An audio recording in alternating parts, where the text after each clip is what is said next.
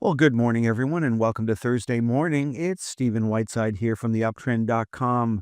In the pre-market this morning, stock index futures and commodities are currently trading above fair value. Now, I am doing this video ahead of the big numbers that come out at 8:30 this morning. That's GDP and initial jobless claims, and those numbers could certainly help change the direction of the market at 8:30. Now, yesterday was Fed Day, and if you were watching the market, there was a lot of volatility after 2 p.m., and things settled down by the end of the day. But even with all that volatility, we had an inside day for a lot of the market, including the NASDAQ 100, which ended the day down slightly. It is up in the pre-market this morning, so a close above $524.34 would give us a new buy signal on Thursday. Now, the VIX had an inside day on Wednesday, very quiet trading for the US dollar index, very quiet trading in the bond market on Wednesday, and bond yields ended the day looking at the 30-year bond yield. It was unchanged on the day on Wednesday. Now, the TSX was able to continue to move higher on Wednesday, hitting our next price target of 39.06. That's where we topped out back in December. We got as high as 39.07. Now, as you can see, we don't have any targets at the moment above the 39.06 level. But if we go to the weekly chart, you can see 40.63 is our next mathematical target if we can continue to move higher above the 39.06 level. Now, what worked yesterday in the Canadian market, it was the energy and materials. What didn't work was real estate. So even with the Bank of Canada lowering interest rates yesterday, it didn't help the real estate market. Now, there's the energy sector up on the day, but as you can see, we're still closing and trading below the lower channel line, so no change in trend there. Materials was up yesterday. Gold is up in the pre-market this morning, so that could help the materials sector continue to move higher on Thursday. And then there's real estate turning down and down 1.5%, not enough to give us a sell signal at this time.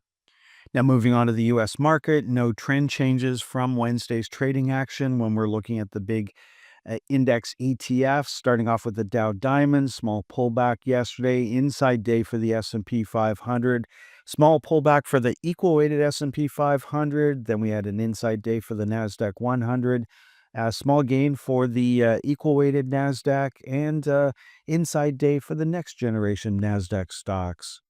Looking at the Russell 2000 closing in the middle of the channel, looking at the small caps closing in the middle of the channel, and micro caps closing in the middle of the channel. Of course, anything trading in the channel is in the neutral zone at the moment, so we're waiting to see what the market wants to do next. And you can see for the micro cap stocks, we've basically closed unchanged over the past couple of days in the channel. So really the market's waiting for some trigger to take us up or take us down from this level. Now, looking at what worked and what didn't work on Wednesday, not a lot actually worked. It was consumer communication services was the big winner, just up under 1/3%.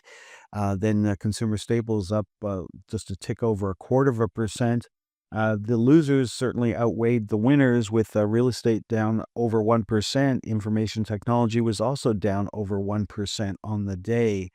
So there's communication services coming back up to the high from December, looking very similar to the TSX 60 chart. Our next price target is 103.13, but as you can see, we faded that back in December, so that might be a little bit of difficulty, but let's see what we can do. If we can take out 103.13, then 106.25 would be our next target. Consumer staples had an inside day, no change there. Now, real estate was down just like in the Canadian market, down over 1%, looking for a close on Thursday below $40.82. And then there's technology having an inside day on Wednesday. Now, looking at the U.S. most actives from Wednesday's trading action, and we don't have any trend changes here. NVIDIA had an inside day. No joy for Rigetti. We're still on a buy signal here, but we've spent the last 3 days in the channel, looking for a close on Thursday below $11.59 to give us a new sell signal. Alibaba hit our next major price target of $100 and then reversed. So congratulations, you got to lock in some profits there. And there's the bearish reversal signal. Now, this signal stays in play until we close above yesterday's high. but that could be the potential top for Alibaba at this time. TeraWulf, no joy there. No joy for Intel, still on a sell signal.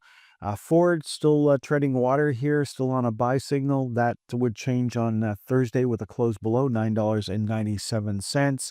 No joy for Lucid, still on a sell signal. Certainly no joy for JetBlue, which got crushed the other day. And then looking at Tesla, Tesla is up in the pre-market this morning, but certainly not enough to give us a buy signal. Trading right around $400 right now. $400 may act as resistance at this time. We'll have to see if traders can punch through. We need to close above $417.31 on Thursday to give us a new buy signal for Tesla. And then Palantir is still on a buy signal, no change there. Apple still on a buy signal. Inside day on Wednesday, closing slightly higher on the day. Let's finish off this morning's presentation taking a look at the TSX most actives from Wednesday's trading action. And again, no trend changes in this list of stocks. The Royal Bank still on a buy signal. Enbridge still on a buy signal. That would change on Thursday with a close below $63.61. Our next price target is 65.63. We got as high as 65.62 last week. So I always encourage you to put orders in just below the price targets, and that would have certainly got filled.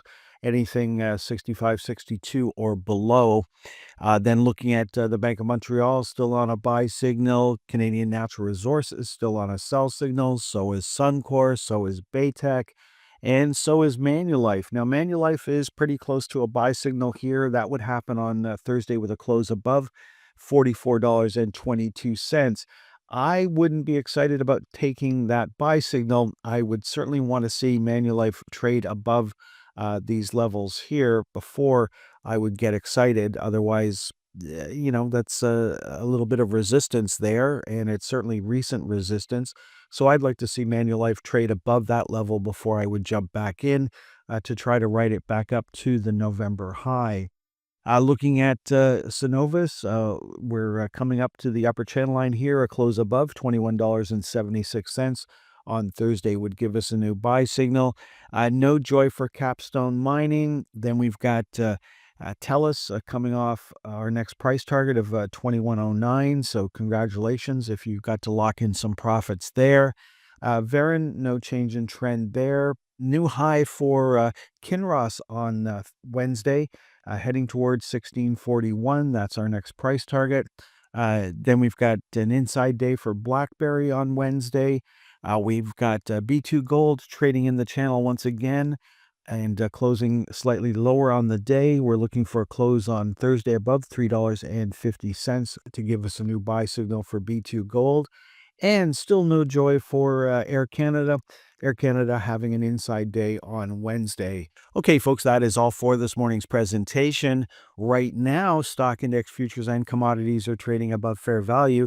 That could change at 8:30 this morning, so I'm trying to get this video out before 8:30.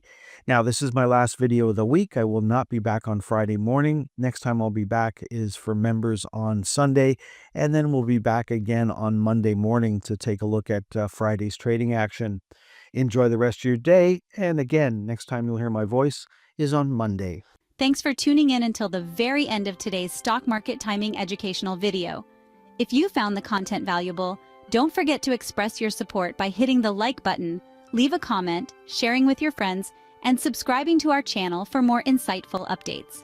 Remember, in the world of stocks, timing is crucial, and following the trend can be your greatest ally. If you would like more information on how we can help you better time the stock market, please visit theyuptrend.com.